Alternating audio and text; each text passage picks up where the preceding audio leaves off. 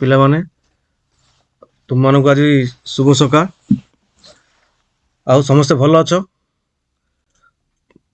ମୁଁ କି ଜାଣିଛ, ମୋର ନାମ ହେଉଛି କାଳୁଚରଣ ମହାରଣା। ମୁଁ ଜଣେ ଶିକ୍ଷକ। ତ ଆଜିର এই ଭିଡ଼ିଓ ମାଧ୍ୟମରେ ମୁଁ ତୁମମାନଙ୍କୁ କିଛି ଗୋଟେ ଶିକ୍ଷା ଦେବା ପାଇଁ ବା କିଛି ଗୋଟେ ପାଠ ପଢ଼ିବା ଆଜି ଆମେ ଭିଡ଼ିଓ ମାଧ୍ୟମରେ। ତ ଆଜି ଆମେ କ'ଣ ପାଠ ପଢ଼ିବା ନା ତୁମ ଶିଶୁ ବାଟିକା ବହିର ଶିଶୁ ବାଟିକା 3 ତମେ ପିଲାମାନେ।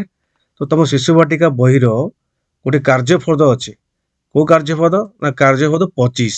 ସେ କାର୍ଯ୍ୟପଦ 25 ବିଷୟରେ କିଛି ଆମେ ପଢ଼ିବା ବା ସେ ବିଷୟରେ କିଛି ଆମେ ଆଲୋଚନା କରିବା। ତ ସେଇ କାର୍ଯ୍ୟପଦ ପଢ଼ି ସାରିଲା ପରେ ତମେ କ'ଣ କରିବ ନା ତମର ଚିନ୍ତା ଶକ୍ତି ଟିକେ ବ୍ୟବହାର କରିବ। ତମ ପରିବେଶରେ ଥିବା ବିଭିନ୍ନ ପ୍ରକାର ଜିନିଷ ଗୁଡ଼ାକୁ ତମେ ଲକ୍ଷ୍ୟ କରିବ, ତାକୁ ନିରୀକ୍ଷଣ କରିବ। ଆଉ ବିଭିନ୍ନ ପ୍ରକାର ବସ୍ତୁ ଯୋଉ ଅଛି ସେ ବସ୍ତୁର କିପରି ବ୍ୟବହାର କରୁଛେ ସେ ବିଷୟରେ ଆମେ ଆଜି ଜାଣିବା।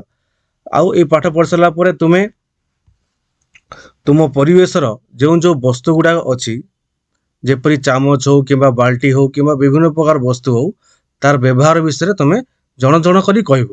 ଯେପରିକି ଚାମଚକୁ ଆମେ ଖାଇବା ପାଇଁ ବ୍ୟବହାର କରୁଛୁ, ଗାଧୋଇବା ପାଇଁ ଆମେ ବାଲ୍ଟି ବ୍ୟବହାର କରୁଛୁ, ସାବୁନକୁ ଆମେ କେଉଁ କାମରେ ବ୍ୟବହାର କରୁଛୁ।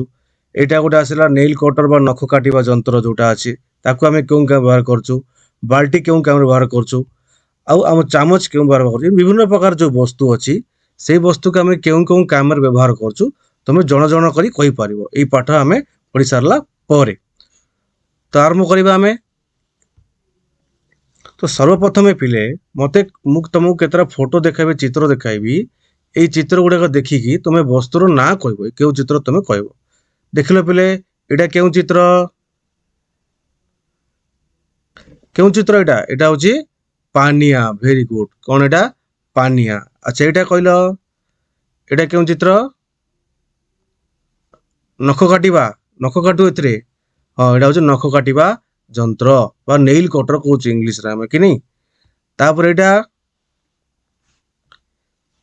କେଉଁ ଚିତ୍ର? ଦେଖିଛ କି ନାଇଁ? ଘରେ ଥାଉଛି କି ନା ସମସ୍ତଙ୍କ ଘରେ? କେଉଁ ଚିତ୍ର ଏଟା? ଚାମଚ। କ'ଣ ଏଇଟା? ଚାମଚ। ଏଇଟା କ'ଣ ଦେଖିଲ?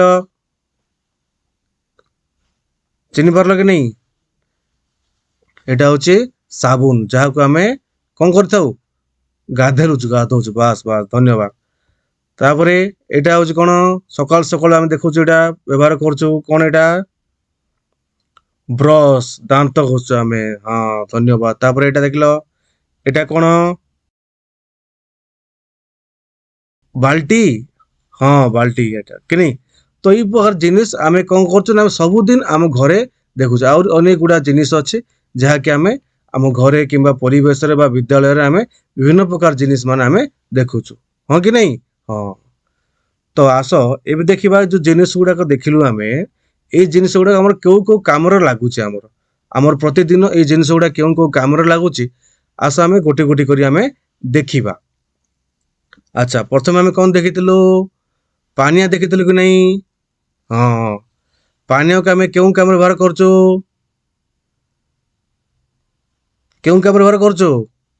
ମୁଣ୍ଡ କୁଣ୍ଡଉଛୁ।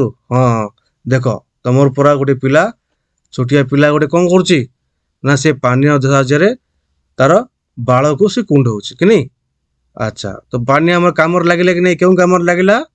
ନା ବାଳ କୁଣ୍ଡାଇବା କାମରେ ଲାଗିଲା। ତାପରେ ଆଉ ଗୋଟେ ବସ୍ତୁ ଦେଖିଲ, ଏଇଟା କ'ଣ? ଏଇଟା ହଉଛି ନଖ କାଟୁ ଆମେ, କି ନାଇଁ? ଏଥିରେ ଆମେ କ'ଣ କରୁଛୁ? ନଖ କାଟୁ। ଦେଖ, ତାର ମା କ'ଣ କରୁଛି ନା ତାର ଛୁଆର ନଖ କାଟି ଦଉଛି। ନଖ ଆମେ କାଟିବା, ନଖରେ ମଇଳା ରଖିବା ନାହିଁ। ନଖ ବଡ଼ ହେଲେ ଆମେ କାଟୁଛୁ କି ନାଇଁ? କେଉଁଥିରେ କାଟିବା ଆମେ? ନାଇଁ, ନଖ କାଟିବା ଯନ୍ତ୍ର ବ୍ୟବହାର ଆମେ କରୁଛୁ ନଖ କାଟିବା ପାଇଁ। ଏହିପରି ଆହୁରି ବହୁତ ଗୁଡ଼ା ବସ୍ତୁ ଅଛି। ତାପରେ ଦେଖିବା କେଉଁ ଅଛି। ଆଚ୍ଛା, ଏଇଟା କହିଲ କ'ଣ? ସାବୁନ କେ କ'ଣ କରୁଛୁ ପିଲା? ଆମେ ସାବୁନ ଦ୍ୱାରା କ'ଣ କରୁଛୁ? ଆମେ ଗାଧଉଛୁ। ହଁ, ଆଉ କ'ଣ କରୁଛୁ? ହାତ ବି ଧଉଛୁ ଆମେ, କି ନାଇଁ? ହଁ, ଯେତେବେଳେ ମଇଳା ଜମା ହେଇଯାଉଛି, ଖାଇବା ପରେ ହଉ କିମ୍ବା ଖାଇବା ପୂର୍ବରୁ କିମ୍ବା ଆମେ ଖେଳି ଆସିଲା ପରେ ଆମେ କ'ଣ କରୁଛୁ? ହାତ ଗୋଡ଼ ସଫା କରୁଛୁ। ତାପରେ କ'ଣ କରୁଛୁ? ସେଥିରେ ଆମେ ସାବୁନ ଦ୍ୱାରା ଆମେ ସଫା କରୁଛୁ। ସାବୁନ ଆମ କାମରେ ଲାଗିଲା, କି ନାଇଁ? ହଁ। ତାପରେ ଏଇଟା କ'ଣ? ବ୍ରଶକୁ କ'ଣ କରୁଛୁ? ଆମେ ଦାନ୍ତ ଘଷୁଛୁ। ହଁ ଦେଖ ପିଲାଟି କଣ କରୁଛି ଦାନ୍ତ ଘଷୁଛି। ଆମେ ସକାଳେ ଆଉ ସନ୍ଧ୍ୟାରେ ଦିନକୁ 2 ଥର ଆମେ ଏଇ ବ୍ରଶ କୁ ବ୍ୟବହାର କରି ଆମେ ଦାନ୍ତ ସଫା କରୁଛୁ କି ନାଇଁ। ହଁ ଭେରି ଗୁଡ। ତାପରେ ଦେଖ ଏଇଟା କଣ ପିଲେ ଚାମଚ। ଆଚ୍ଛା ଚାମଚ କୁ କଣ କରୁଛ ଖାଉଛୁ ଆମେ କି ନାଇଁ। ଦେଖ ଛୋଟିଆ ଛୋଟିଆ କୁନି ପିଲାକୁ ତାଙ୍କର ମା କଣ କରୁଛି ଚାମଚ ସାହାଯ୍ୟରେ ତାକୁ ଖୁଆଇ ଦଉଛି କି ନାଇଁ। ଆମେ ବି ଘରେ ଖାଉଛୁ କି ନାଇଁ ଚାମଚ ସାହାଯ୍ୟରେ। ହଁ ତ ଚାମଚ ବି ଆମ କାମରେ ଖାଇବା କାମରେ ଆମର ଚାମଚ ବ୍ୟବହାର ହଉଛି। ତାପରେ ଏଇଟା କଣ ଦେଖିଲ ପିଲେ କଣ ଏଇଟା ବାଲ୍ଟି। ଆଚ୍ଛା ଆଚ୍ଛା ବାଲ୍ଟି କେ କଣ କରୁଛୁ ଆମେ ପାଣି ନଉଛୁ ଆମେ ପାଣି ନଉଛୁ। ଆଚ୍ଛା ପାଣି ନେଇକି କଣ କରୁଛୁ ଆମେ ବିଭିନ୍ନ ପ୍ରକାର କାମରେ ଲାଗୁଛି କି ନାଇଁ। ଦେଖ ଏଇ ଚିତ୍ରରେ ବାଲ୍ଟିକି ସେ କଣ କରୁଛି ବାଲ୍ଟିରେ ନା ଗାଧଉଛି ପିଲା।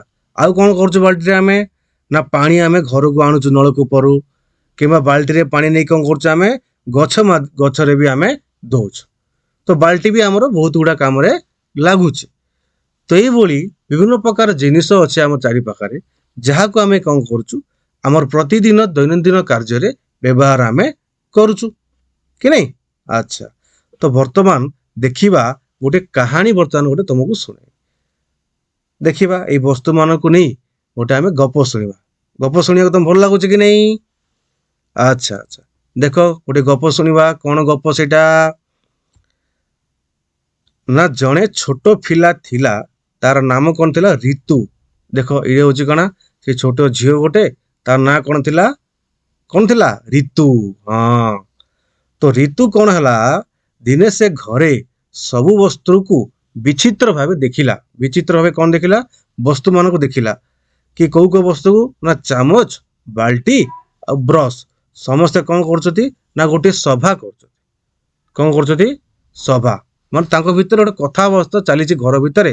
ସିଏ ଦେଖିଲା କିଏ ଦେଖିଲା ରିତୁ ଦେଖିଲା ହେଲା କଣ କଥାବାର୍ତ୍ତା କରୁଛ ଦେଖିବା ନା ଚାମଚ ପ୍ରଥମେ କହିଲା କଣ କହିଲା ନା ମୁଁ ଖାଇବାକୁ ସହାୟତା କରେ। ଚାମଚ କହୁଛି ନା ମୋ ସାହାଯ୍ୟରେ ସମସ୍ତେ ଖାଅ କି ମୁଁ ତମ ମାନଙ୍କୁ ଖାଇବାରେ ସାହାଯ୍ୟ କରୁଛି।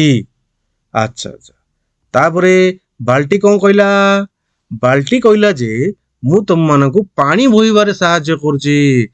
ମାନେ ବୋଲଛି ମୋ ଦେହରେ ତମେ ପାଣି ନେଇକି ଯାଅ ସବୁଦିନ ତ ମୁଁ ତମକୁ ପାଣି ବୋହିବାରେ ସାହାଯ୍ୟ କରେ। ତାପରେ କିଏ ଆସିଲା ନା ବ୍ରସ୍ ଆସିଲା। ବ୍ରସ୍ କଣ କହିଲା ନା ମୁଁ ତମ ମାନଙ୍କର ଦାନ୍ତ ସଫା କରେ ଆଉ ତୁମର ହସକୁ ଉଜ୍ଜଳ କରେ। ତ ବ୍ରଶ କହିଲା ମୁଁ ତମର ଦାନ୍ତ ସଫା କାର୍ଯ୍ୟରେ ଲାଗେ ଆଉ ମୁଁ ତମକୁ ହସକୁ ଉଜ୍ଜଳ କରେ। ତ ଏମିତି ଚାମଚ ବାଲ୍ଟି ଆଉ ବ୍ରଶ ପରସ୍ପର କଥା ହଉଛନ୍ତି। ତ ଏଇଗୁଡା କଥା ଶୁଣିଲା କିଏ ଶୁଣିଲା ରିତୁ। ରିତୁ ଶୁଣିକରି କଣ କହିଲା ସିଏ ବୁଝିଗଲା ଯେ ନା ପ୍ରତ୍ୟେକ ବସ୍ତୁର ନିଜର କାମ ଅଛି। ସମସ୍ତେ କଣ କରୁଛନ୍ତି ଯେତିକି ବସ୍ତୁ ଆମ ପରିବେଶରେ ଅଛି ବା ଘରେ ଅଛି ସମସ୍ତେ କିଛି ନା କିଛି ଆମ କାମରେ ଲାଗନ୍ତି। ଯଦି ଆମେ ସେମାନଙ୍କୁ ସଠିକ ଭାବରେ ବ୍ୟବହାର କରିବା ତ ଆମର ଜୀବନ ସହଜ ଆଉ ସୁନ୍ଦର ହେବ। କିଏ ବୁଝିପାରିଲା ରିତୁ ବୁଝିପାରିଲା। ତ ପିଲାମାନେ ତମେ ବି ବୁଝିପାରିଲ କି ଆମ ପରିବେଶରେ ବା ତୁମ ଘରେ ଯେଉଁ ସବୁ ବି ଜିନିଷ ଅଛି ଛୋଟିଆ ଛୋଟିଆ ଜିନିଷରେ ଆରମ୍ଭ କରି ବଡ ବଡ ଜିନିଷ ଯାହା ବି ଅଛି ପ୍ରତ୍ୟେକ ଜିନିଷ ଆମର ଦୈନନ୍ଦିନ ଜୀବନରେ କିଛି ନା କିଛି କାମରେ ଲାଗିଥାଏ। ତାକୁ ଯଦି ଆମେ ଠିକ ଭାବରେ ବ୍ୟବହାର କରିବା ତାହେଲେ ଆମ ଜୀବନ କଣ ହବ ସହଜ ସୁନ୍ଦର ହେବ କି ନାଇଁ। ତ ବର୍ତ୍ତମାନ ଆମେ ଯୋଉ ପାଠ ପଢିଲେ ପିଲେ ତାକୁ ନେଇକି ମୁଁ କିଛି ତମ ପାଇଁ ପ୍ରଶ୍ନ କରିଛି। ତ ସେଇ ପ୍ରଶ୍ନର ଉତ୍ତର ତମେ ଜଣ ଜଣ କରି ଦେବ କି କେଉଁ କେଉଁ ଜିନିଷ ଆମର କେଉଁ କେଉଁ କାମରେ ଲାଗେ। ଯେପରି ପ୍ରଥମେ କଣ ଦେଖର ଅଛି ଏପଟେ କଣ ଅଛି ପାନିଆ ଚିତର ଅଛି ନେଲ କଟର ଅଛି ସାବୁନ ଅଛି ବ୍ରଶ ଅଛି। ଏପଟେ ବ୍ରଶ କରିବା ପିଲାର ଚିତ୍ର ଗୋଟେ ଅଛି ହାତ ଧୋଇବା ଚିତ୍ର ମୁଣ୍ଡ କୁଣ୍ଡାଇବା ଚିତ୍ର ନଖ କାଟିବା ଚିତ୍ର।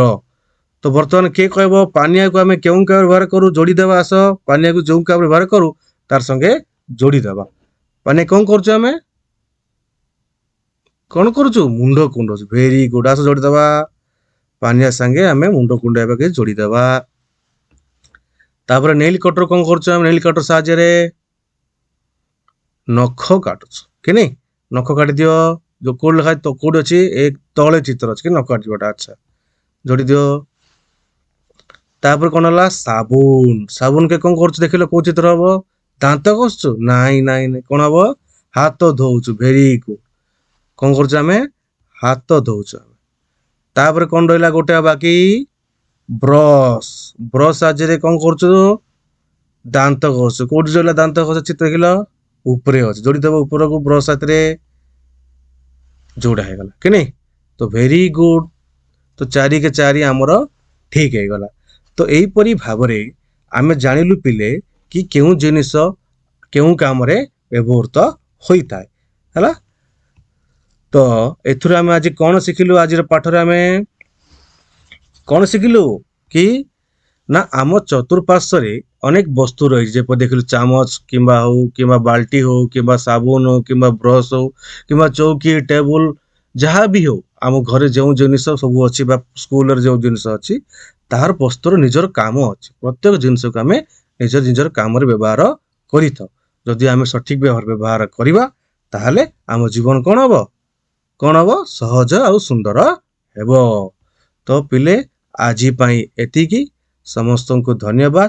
ତ ତମେ ବି କଣ କରିବ ନା ତୁମ ପରିବେଶରେ ବା ତୁମ ଘରେ କେଉଁ କେଉଁ ଜିନିଷ ଅଛି ଆଉ ତମେ କେଉଁ କେଉଁ କାମରେ ବ୍ୟବହାର କରୁଛ, ତାହାକୁ ତମେ ନିରୀକ୍ଷଣ କରିବ ଆଉ ଖାତାରେ ଲେଖି ଖାତାରେ ତାକୁ ଚିତ୍ର ବନେଇ କରି ଆଣିଥିବ। କେଉଁ ଚିତ୍ରକୁ ଆମେ କେଉଁ ବସ୍ତୁକୁ କେଉଁ ବ୍ୟବହାର କରିଥାଉ।